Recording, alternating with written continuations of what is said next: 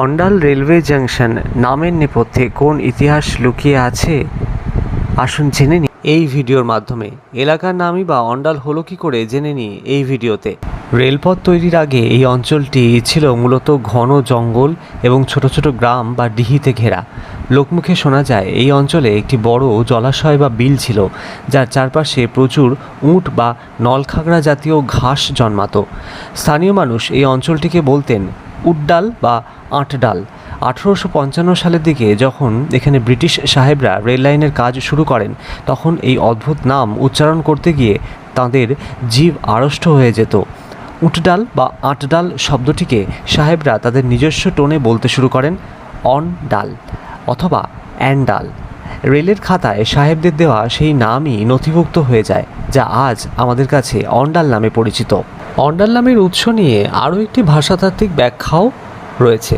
প্রাচীন বাংলা অথবা আঞ্চলিক শব্দভাণ্ডারে অন্ডাল বা আন্দাল শব্দের একটি অর্থ হলো গভীর বা অন্ধকারাচ্ছন্ন স্থান। কয়লা আবিষ্কারের আগে দামোদর এবং অজয় নদের মধ্যবর্তী এই অঞ্চলটি ভীষণ ঘন এবং অন্ধকার জঙ্গলে ঢাকা ছিল। দূর থেকে এই জঙ্গলকে একটা বিশাল অন্ধকার আস্তানা বা অন্ডাল মনে করা হয়। সেই ভৌগোলিক বৈশিষ্ট্য থেকেই এই অঞ্চলের নাম অন্ডাল রাখা হয়েছিল, যা পরবর্তীতে ব্রিটিশদের তৈরি স্টেশনের গায়েও সেঁটে দেওয়া হয়।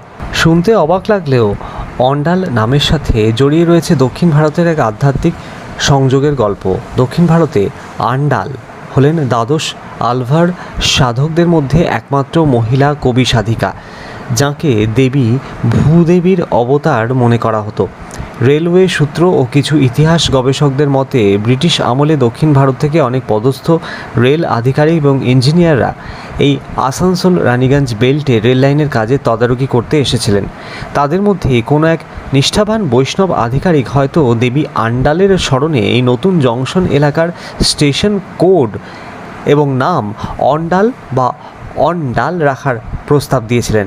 কাকতালীয় হলেও আজও ভারতীয় রেলের খাতায় অন্ডাল স্টেশনের অফিসিয়াল কোড হলো ইউডিএল, যা দক্ষিণ ভারতীয় দেবী আন্ডালের নামের উচ্চারণের অন্ডালের সাথে ভীষণভাবে মিলে যায়। সে সাহেবদের মুখের বিকৃত উচ্চারণই হোক অথবা গভীর জঙ্গলের ইতিহাসই হোক কিংবা দক্ষিণ ভারতের কোনো সাধিকার নাম, সব ইতিহাসকে বুকে নিয়েই আজ অন্ডাল পূর্ব রেলের অন্যতম বৃহত্তম এবং গুরুত্বপূর্ণ একটি জংশন ও ইয়ার্ড হিসেবে মাথা উঁচু করে দাঁড়িয়ে আছে। প্রতিদিন এই স্টেশন চত্বর দিয়ে যাওয়ার সময় নামের পেছনের এই ইতিহাস আমাদের এক অদ্ভুত নস্টালজিয়ায় ফিরিয়ে নিয়ে যায়।